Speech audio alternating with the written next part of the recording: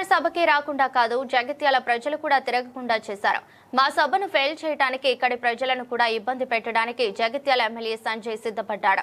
కేసీఆర్ మీకు అన్నం పెట్టిన వ్యక్తి. కేసీఆర్ గుర్తు మీద మీరు గెలిచారు. ఇది మంచి పద్ధతి కాదు. బైపాస్ వేసిన తర్వాతే రోడ్డు కట్ చేయాలి అంటే కేసీఆర్ మీటింగ్ అయ్యేదాకా ప్రజలు ఎవరూ తిరగకుండా చేశారు. రేపే ఈ బైపాస్ చేయకపోతే R&B డిపార్ట్మెంట్ మీద కేసు వేస్తాం. మాజీ మంత్రి ఎమ్మెల్యే వేముల జగిత్యాల పట్టణంలోని ప్రజలు కూడా ఈ రోడ్డు మీద పోకుండా చేస్తున్నారు. ఇప్పుడు జగిత్యాల ప్రజలు రోజువారీ కార్యక్రమాలకి పట్టణంలోకి పోకుండా కూడా ఇవాళ చేసినారు. మా సభ 20వ తారీఖు నాడు అయిపోతుంది. తర్వాత ఏంది పరిస్థితి? తర్వాత ప్రజలు ఎటు పోవాలి? ఎట్ల నుంచి పోవాలి?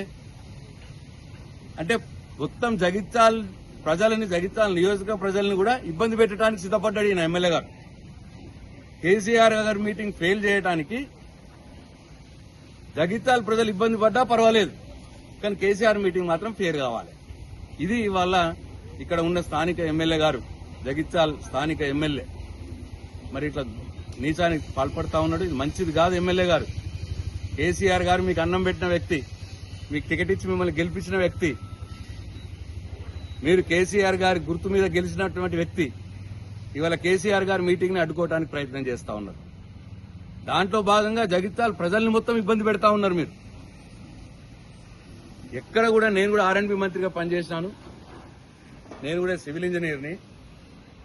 ఇట్లా హైవే మీద కన్స్ట్రక్షన్ ఏదైనా చేస్తే పక్కకు బైపాస్ ఇవ్వాలి.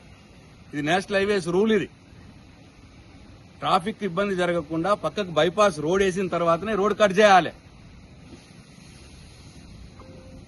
కానీ పక్కకు బైపాస్ ఇవ్వలేదు. లేదు, సగం రోడ్ కట్ చేసి సగం రోడ్ నన్ను ఉంచాలి.